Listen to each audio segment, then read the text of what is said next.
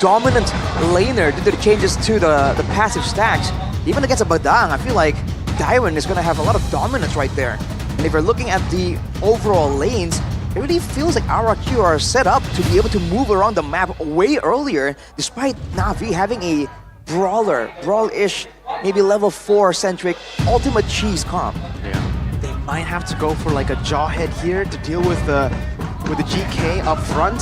They need a bit more burst. They already have a lot of burst. Maybe just double down on that, play for the early game, and rely on Moscow for the mid to late. Controlling neutral objectives will be very crucial for this kind of comp. Suyo, Vixana, Badang. Yeah, I think jawhead is the safe choice to go for in Rome. Let's see.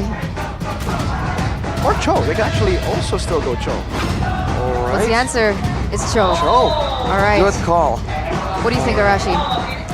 That kind of equalizes the wave clear, right? The Cho can help with the wave clear so much faster, and also be a real threat to make sure that RRQ can't set up. And we all know RRQ, especially with this composition, with the Farsa, with the Granger, they want a neat fight, a front-to-back where they can use the Avatar, get maximum value. But now with the Cho, if Navi play this right, they can kind of force RRQ into some of those messier fights where the Farsa and the Granger will be exposed to way more danger than usual. So Granger going head-to-head against the Moskov in the early game, who's supposed to and is expected to win that lane? I gotta say, I feel like it's still gonna be the Granger, right? I mean, the Moskov can maybe do a bit of poking, do some short trades, but overall, when it comes to the clearing, when it comes to the harassment, that Granger, there's a reason why we're seeing it way too often. Yeah. If the Moskov wins, it's a crazy skill gap, man, because you can outplay the Granger, you can win lane against the Granger, but you gotta be a god Moskov. So let's see, can Shive pull that off? Ladies and gentlemen, as we get into the Land of Dawn for our opening game, our opening match of MPL ID Season 15, Navi versus RRQ, game number 1. I'm curious to see how the jungle matchup is going to work out as well. You know, Aether, you mentioned it earlier, Mirko, has a bit of history, but now he's running that Suyo against the Joy. This is a matchup we've seen again and again. But right now for Navi, they don't really have a lot of options to deal with the Joy, unless they really want to set this this Cho and the Badang to just look out for that moment where Susujin actually goes in. Oh, great terrify! Hanafi walks up first blood! X-Magic! A great catch to start the game off. Man, and we were talking about Rins as well, right? Unfortunately got caught off there, and he should be one of the players that will be leading the rotations in the early game, right? The eat-off Rins combo since Season 14, but it looks like, oh, there's a little bit of trade and damage, but nothing too much just now. What about the emblems? Does anything stand out? Well, if you look at the emblems, there's definitely a sustain in the minds of a lot of these players. I mean, X-Magic on the Vexana is also running the Festival of Blood with the Braves. Oh, wait, never mind. They're actually going for a bit more of a prolonged approach to some of these fights, but look at that! This crack not available just yet. Susujin very low. Aether trying to chase him down. Edo, Great Revitalize gets punched down by Cars. Oh, Soul Sever! And now a bit more burst coming down. It's another kill to Navi. Hanafi staying busy mid to top to back to mid. Just kung fu and Rins around. He's aggressive! Hanafi from Navi. Is this the Hanafi that you were talking about with Aaron Shiki? Yeah, Aaron Shiki mentioned last season that his mentor was playing in Liga Nacional. This is the man that was Aaron Shiki's mentor, the guy who taught him about how to play the gold lane. It's definitely a great statement to have at this point.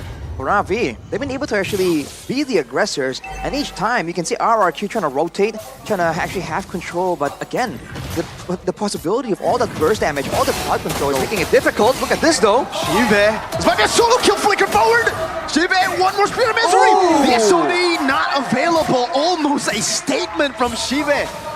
And again, we were talking about this particular lane, right? The Moskov and the Granger. It doesn't look like Granger is having too much of a great time. Of course, Toy needs a little bit more time to kind of adapt to there. But again, going into the turtle looks like, oh wait! Another airstrike with the flicker out. Cars dashing away as well. Aether quelling Susujin, making a bit of HP. Turtle in control of RQ. Dairon walks up current call together with AOG. Aether knocked top together with Cars. Two-man taunt into the electrifying beats. Now the fist cracked up from Cars. Able to flicker out and terrify to peel off as well. Aether walks away, but Susujin claims the turtle. That was really well played by RRQ. Earlier on, Suchijin was actually a level below of Aether, so if they went in for a 50-50 in terms of that retribution, Suchijin may not have had a good time. I feel like this is where the experience is starting to show coming in from RRQ with the way that they played the team fight. I mean, RRQ did great in the team fight, but at the same time, the underdogs are NAVI. The fact that RRQ had a great moment there, a great combo, and it seems like they were going to take full control, and that NAVI were able to escape with no members taken out. That in itself was quite a statement, man. NAVI bringing the fight to RRQ. As we look at some of the items right here, no real big differences just yet, but the Dreaded Armor in the hands of Edoff is going to allow him to actually wither some of the damage from Aether, Cars, and Hanafi. The physical damage reduction there, if he gets targeted, is the front line. Aether's doing pretty good as well, catching up in terms of the jungle rotations. I don't know, overall, it feels like Navi are playing a solid game. They are, and they can continue to scale too. Good open from Edoff there. Gets chunked a bit.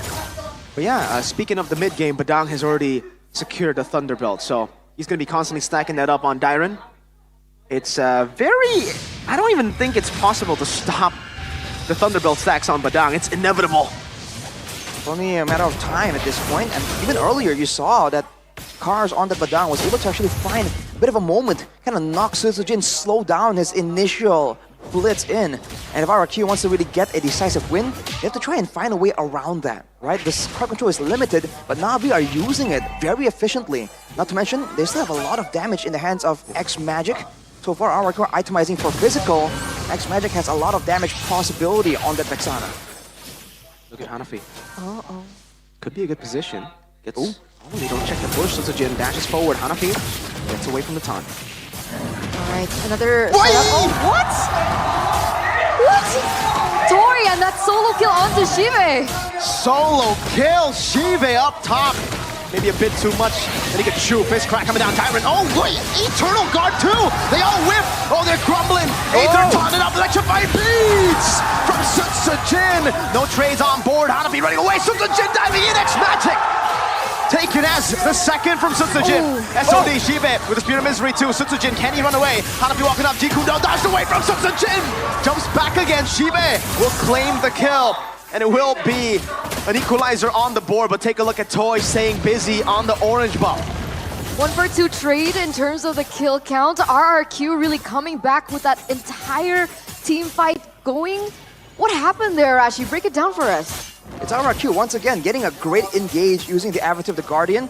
They initially spotted out Hanafi, pushes him away, and then once it's in a front-to-back situation, RRQ have all the cards available. They go for the engage, they allow Suchijin to get in as Hanafi and Cars are kind of stunned up, and the backline just can't bear the aggression. But take a look at the talent prediction here by the new application GoPay. Bit of a interesting It's a unanimous result for RRQ. The only thing that was different was Owl going for 2-1, but again, RRQ already centering around the next mission objective. They should be able to take this without any contest. And there it is. Objective secured by Rex, Reg, and Kaon. After the initial solo kill in the top lane, it kind of really sets up the pace.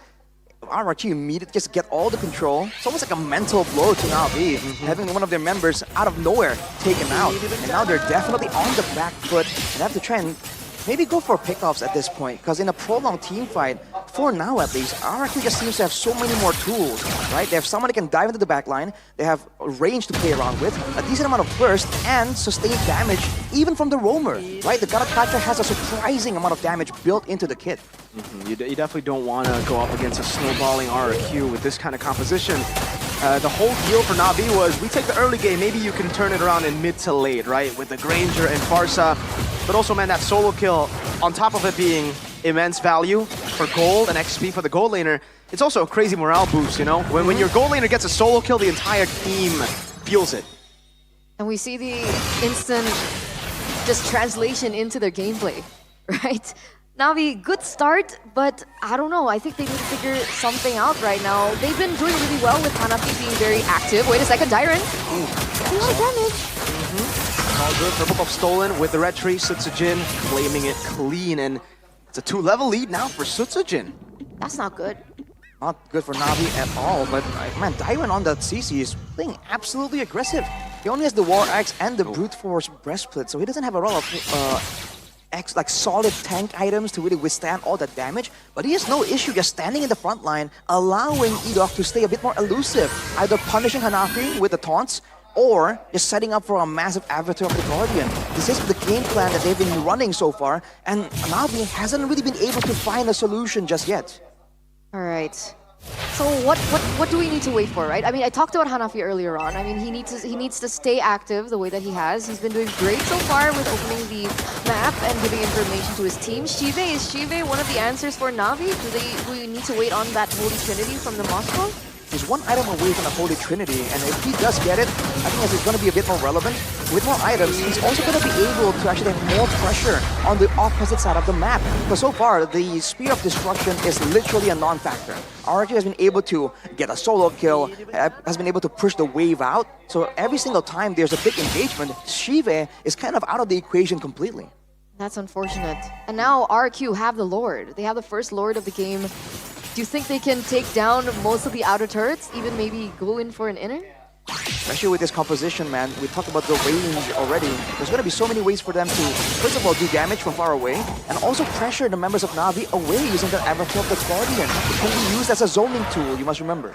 Yeah, two-level lead continues to be a problem for Navi in the jungle. Hanafi just trying to lead down these positions.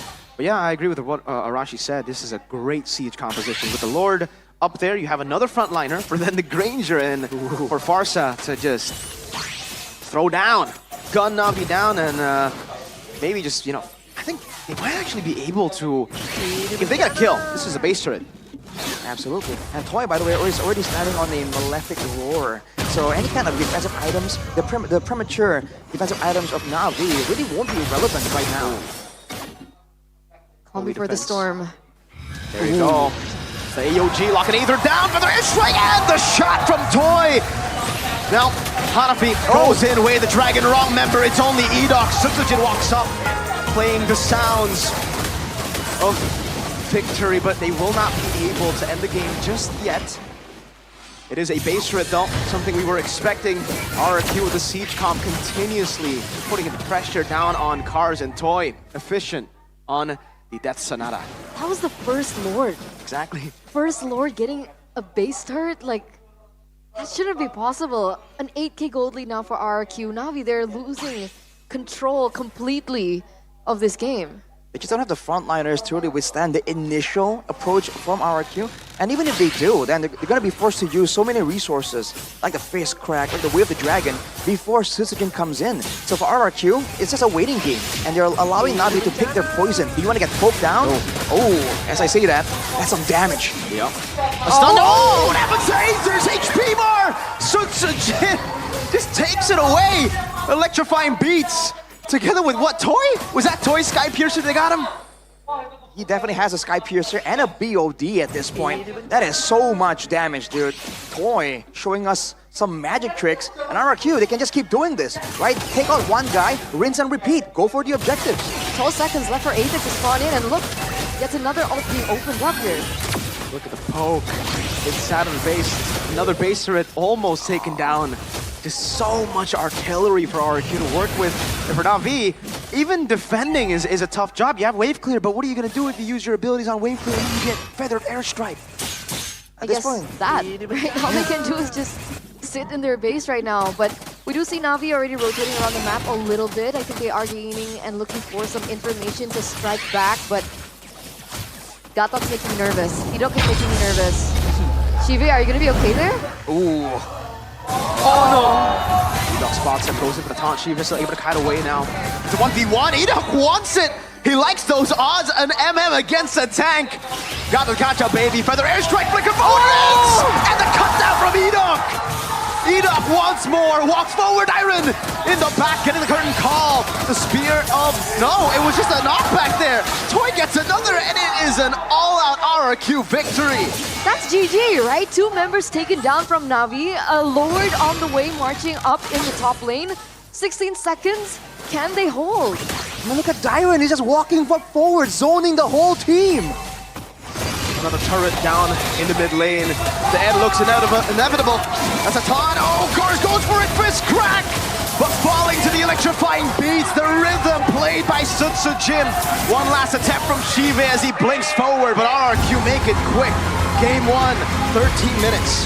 That's the 3, ladies and gentlemen, for the Navi Nation. There is still hope for Navi to come back and force a game number 3, but overall, that was such a clean game for RRQ. And again, we were talking about Tori in the gold lane. We saw that he was having difficulty against Shive in that 1v1, but that solo kill